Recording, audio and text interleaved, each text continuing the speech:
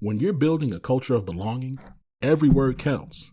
That's why Textio brings the world's most advanced language insights into your hiring and employer brand content.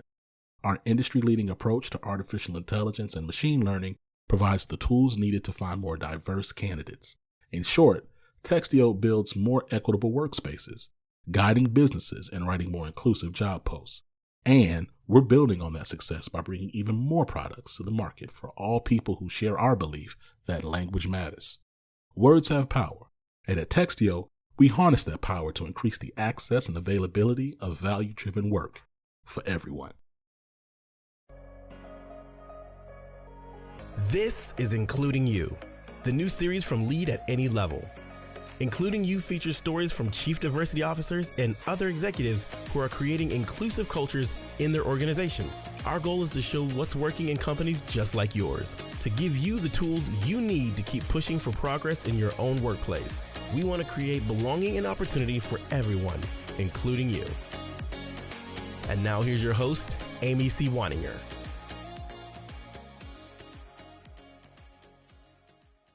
Welcome back to Including You. I'm Amy C. Waninger, the host of the show and the founder and CEO of Lead at Any Level. My guest today is Shakima Jackson-Martinez. Shakima is the diversity, equity, and inclusion advocate who specializes in inclusive talent acquisition, foundational DEI practices, and building organizational empathy through internal research. She's currently the Director of Diversity, Equity, and Inclusion at AnswerLab, a leading user experience consultancy that employs about 300 people across the United States. Shakima, welcome to the show. Thank you so much, Amy, for having me. I'm so happy to have you because your path to DEI was a little bit different from what I've seen with a lot of my guests. You weren't hired from the outside, and you actually were promoted from within the ranks and then moved to specialize in DEI. Can you tell us a little bit about just your journey within AnswerLab? Most definitely. So I started off in AnswerLab in our research operations department. As you mentioned, AnswerLab is a UX research consultancy. So we work with some of the world's top brands to make sure that they are improving upon their digital experience. So I started off in research ops as a project manager, just there basically arranging from start to finish all of our research studies. And I have a background in HR. So I worked in HR before I joined AnswerLab and was just really passionate about people and really wanted to get back to that function of the business. But at the time, AnswerLab was fairly small. We were about 40 people when I joined. And so we didn't have the infrastructure for an HR team and department. But as we grew, that developed. And an opportunity presented itself to join the people and culture team, which is our HR function at AnswerLab. And I jumped on that opportunity. And so I joined people and culture at the beginning of right before the pandemic started, right before all of the social uprising started. And what happened is we saw a need around June when things were getting really tense. There was a need, right, internally we needed messaging, right? How are we going to talk to our people about what's going on, about the protests, about everything that's now top of mind? It's on our TV screens and we're watching the news every day and we're seeing all of this unfold, and just started there. I started with what the messaging should be. Worked really closely with our CEO from the very beginning.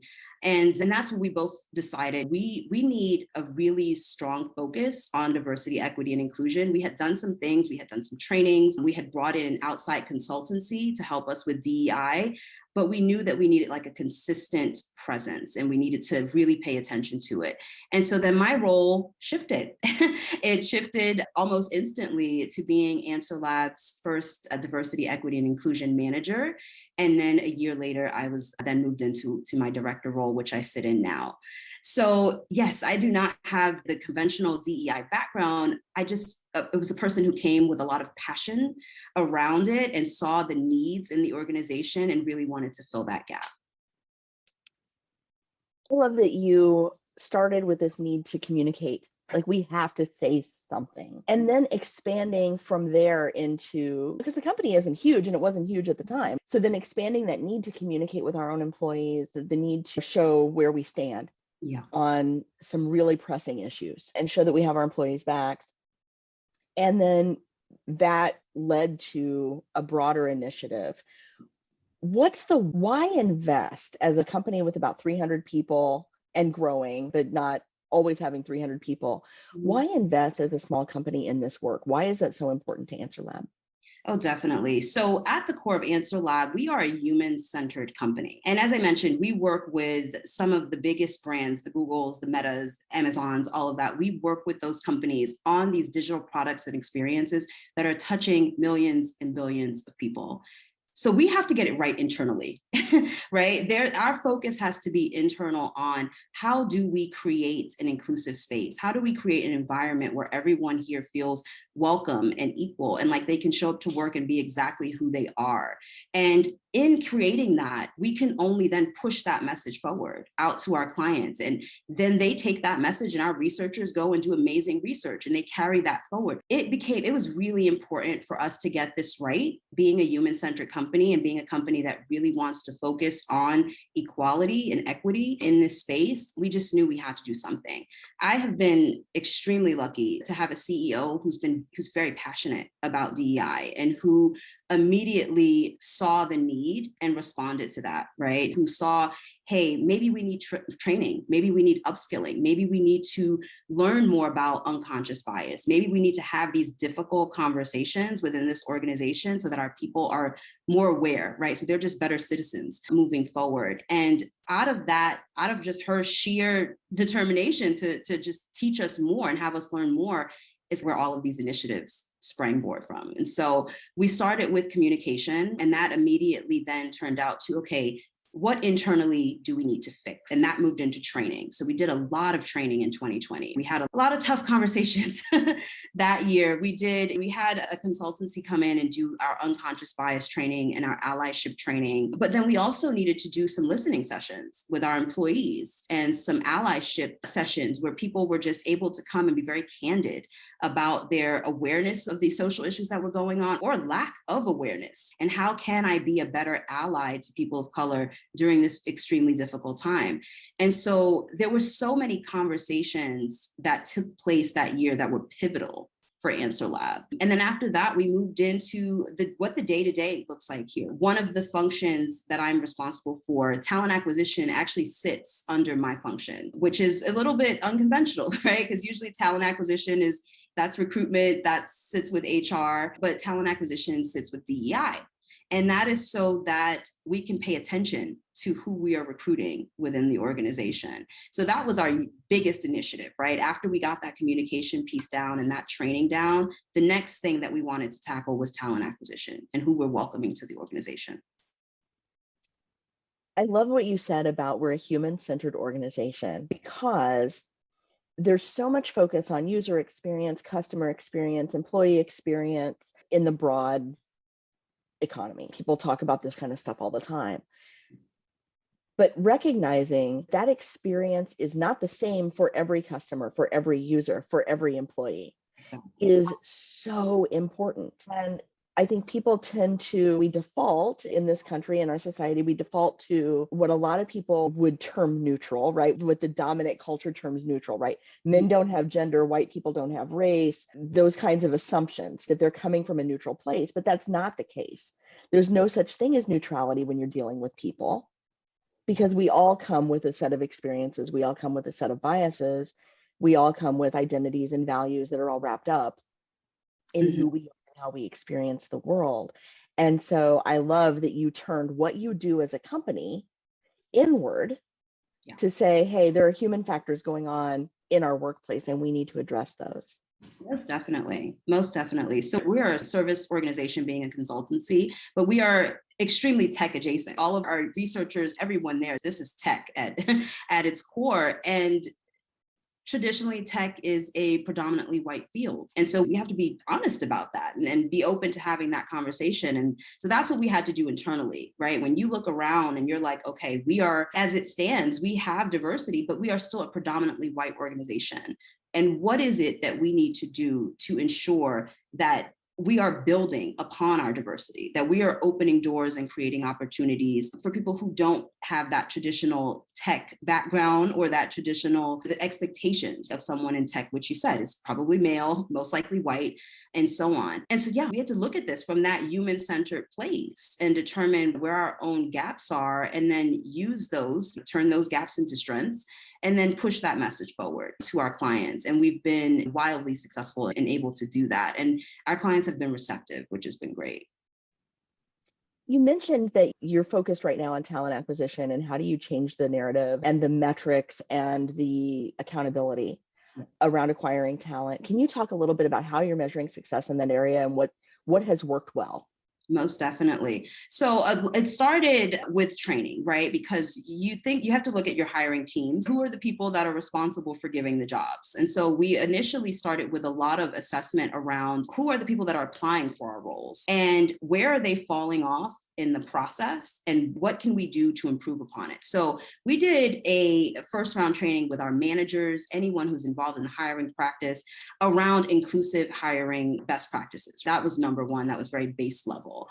And then after that, we really started to take a look at what the hiring process looks like for everyone, and then ensuring that everyone is going through the same exact flow. And then after that, also making sure that we are recruiting, or at least trying to recruit and do outreach within groups that have this diversity that we're looking for. It's very easy to just put your job posting up and expect that people are going to apply to it, and all of those people are going to be this amazing plethora of diverse individuals, and that doesn't happen. So we had to go out and do what I call guerrilla recruiting, which is let's find the groups for UX professionals who happen to be BIPOC. Where are those groups? And then let's connect with those members. And we did a lot of that. And so that, honestly, between that outreach and now looking at the recruiting process in a different way, really helped us get this amazing influx of talent at AnswerLab. And how we track the success is we go back and we look at our analytics, right? We have dashboard analytics, people can self-identify. We go back and we look at those analytics and we say, okay, how many people in specific demographics are applying to our roles? How many people have expressed interest? How many people are getting through the interview process? Where are they falling off in the interview process?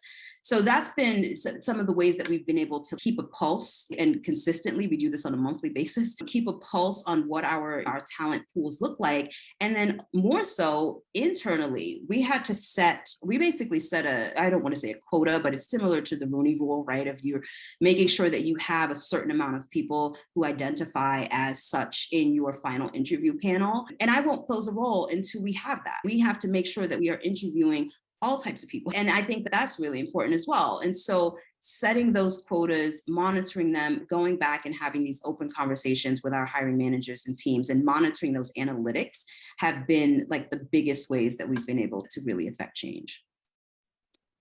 You said a couple of things I want to touch on. The first is going different places to find different talent. Yes. I do a lot of training around hiring. I have a program called Hire Beyond Bias. And I always tell people, if you always fish in the same pond, you're always going to catch the same kind of fish. Oh, yeah. If you want Alaskan salmon, you have to go to Alaska to fish. That's where you find Alaskan salmon. You don't find it in the retention pond in your neighborhood in Ohio. And you have to cast out your lines where the fish are that you want to find.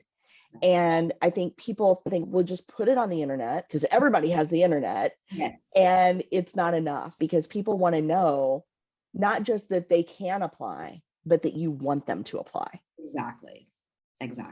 Yeah. And it's a very strategic, as you probably know, it's a very strategic process, because as you said, it's easy to throw up a job position and just expect that people are going to apply to it. But there's so many subsets and so many groups that have no idea that this company exists, especially since we are a smaller business. And so we had to get really strategic about forming these partnerships with a certain group that's geared towards Black UX researchers or Hispanic UX researchers. We had to be very intentional and specific about where we put our time, because we wanted to consciously build this team. Yeah, and I think this monthly focus on analytics is really important as well, because in any business, no matter how small or how big, you can't manage anything if you can't measure it. Yes. And there's no accountability if there are no metrics. And so having that detail about this many people applied, this is the percentage that were representative of, that were Black, this is the percentage that were women, this is the percentage that were disabled or LGBTQ or Hispanic.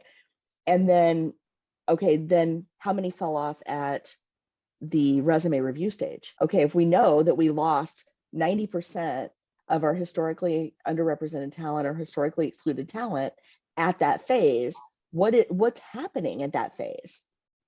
Exactly. Causing the drop off. And now you can go fix each problem as you find it. Exactly. As opposed to some companies have done, say it's a pipeline problem, there's just no talent out there, nothing we can do. I see you rolling your eyes. Do you want to talk about that? Yes, please. I am the pipeline problem myth. It kind of gives me some anxiety because there is no pipeline problem, right? There are people who are out there who are job seeking and they just may not know that you exist.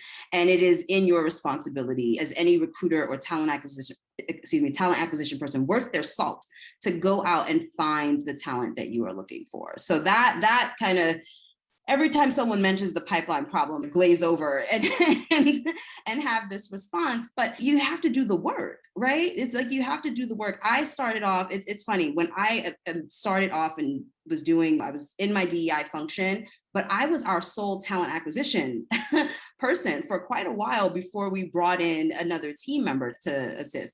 And so when I was doing this by myself, it's okay, this is a lot, but I know I've got to do this. I've got to make these connections. And then now I'm lucky enough, thankfully enough, to have a team that feels and they understand what I have established and what, where we're going when it comes to talent acquisition. And they're able to now go out and make these connections. But it is so important to fish outside of the normal pond. I see so many people that are like, oh, LinkedIn is gold and it's amazing. But if you are sourcing on LinkedIn, you've got to be intentional about that. And you've got to be able to put in the time. You're coming up with thousands of profiles. And I have sat for hours upon hours scrolling profiles and emailing people to gain interest.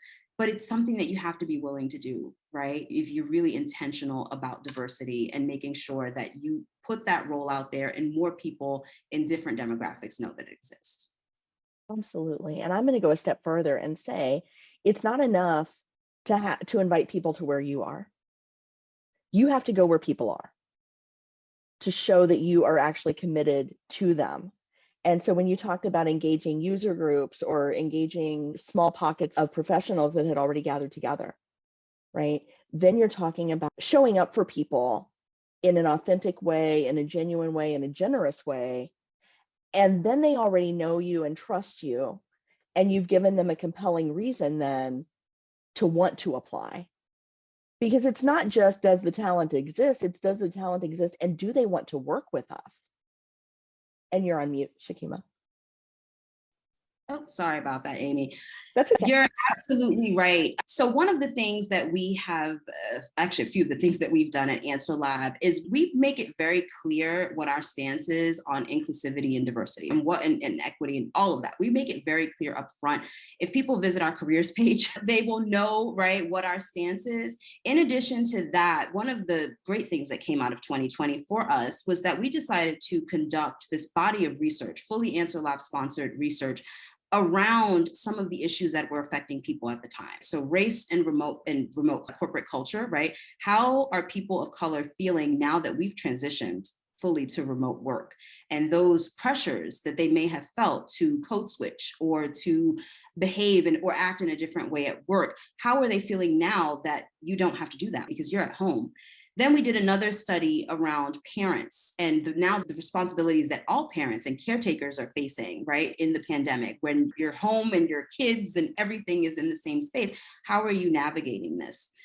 I would say that was a really influential body of research. We did it, and then we put all of our findings out, right, on AnswerLab's website, on LinkedIn. We publicized it extremely well, and that brought in so many candidates who were just interested in working with us because we felt the need to have that conversation. We were bold enough to go to that point of saying, hey, if you're a person of color, you could have been experiencing things within the workplace in an in-person setting that didn't feel good. And now that you are working remotely, that may have shifted. How did that shift? Tell us about it. And then we did recommendations, right, for companies to utilize to make sure that their employees are feeling good about where they're working and about their remote status now. We questioned professionalism. And we questioned things of like the Crown Act, hair, and things that people just probably don't even think about on a conscious basis, but that people of color have to navigate and deal with every day in a work setting.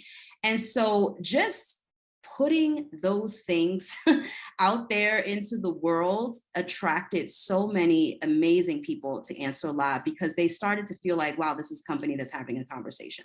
This is a company that's like really serious about their goals and their commitment to DEI. And we've just been transparent. We've been incredibly just transparent about where we are, about what our successes are, about where we need to improve. And that has helped us build this reputation in the industry of a company that's basically walking the talk. It's so important, because if you want people to see you as a viable option for their career, they need to know that you see them first, and that they have a shot. Because a lot of times if you don't see them, they don't feel like, maybe they can come and get a paycheck, and maybe they can come and do some good work, but they'll never be recognized. They'll never be promoted. They'll never be appreciated. And by showing that appreciation from the outset, I think you're creating something that's very compelling for people who have felt left out for a long time. And I want to thank you for that.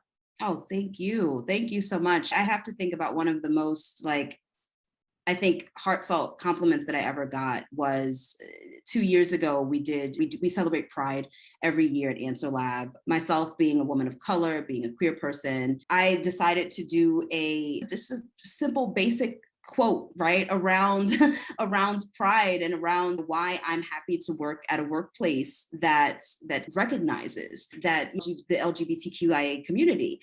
And we utilized that in some, on a LinkedIn post that we wrote about pride. And I had someone a whole year and a half later who started at AnswerLab, who was now part of the company. And we were on a meeting, and she goes, I just want you to know that one of the reasons that I applied to AnswerLab is because I saw the post about pride and about how happy you were to work at a company that is so inclusive of LGBTQIA people. And I said, are you serious? I just thought that was something that was just so flippant. It was something I just did because I was like, I'm happy, let me put that out there, but not realizing at the moment the impact that someone who feels unseen, right, in their everyday life or in their organization, that could have on them. And then that inspires them to want to come and work with this company that would make them feel included and make them feel seen. So it is I feel like it's such a responsibility that we have as DEI professionals to just do the work, but then to also create this visibility and show people that there's a way, and show people that they are wanted and needed and necessary. And yeah, I consistently strive to do that in this role.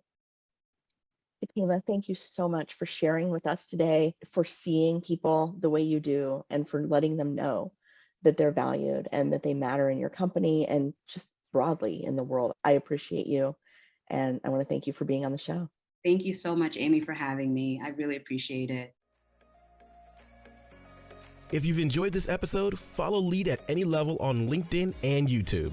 Then join us for Including You video simulcast every Thursday at noon Eastern. Including You can also be enjoyed each week as part of the Living Corporate audio podcast series, available on all major podcast platforms. Learn more at living-corporate.com. Including You is brought to you in part by Lead at Any Level, a boutique training and consulting firm improving employee engagement and retention for companies that promote from within. Lead at Any Level.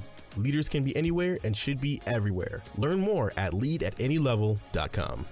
Lead at Any Level and its logo are registered trademarks of Lead at Any Level LLC. The views and opinions of guests on our show do not necessarily reflect the positions of Lead at Any Level, Living Corporate, or the sponsors of Including You. That's it for this week's episode of Including You. My name is Amy Waninger. I hope to see you next week when my guest will be Angela Alston from the Ohio State University College of Nursing. Living Corporate is brought to you by Doximity. Over 90% of graduating medical students join Doximity to use our tools before earning their doctoral degree. As medicine's largest network, there's an elevated level of responsibility to everything we do. We don't take that responsibility lightly and are committed to working towards a more equitable world inside and beyond our virtual office walls. If you want to learn more about Doximity, make sure you go to your app store, type in DOXIMITY. That's DOXIMITY.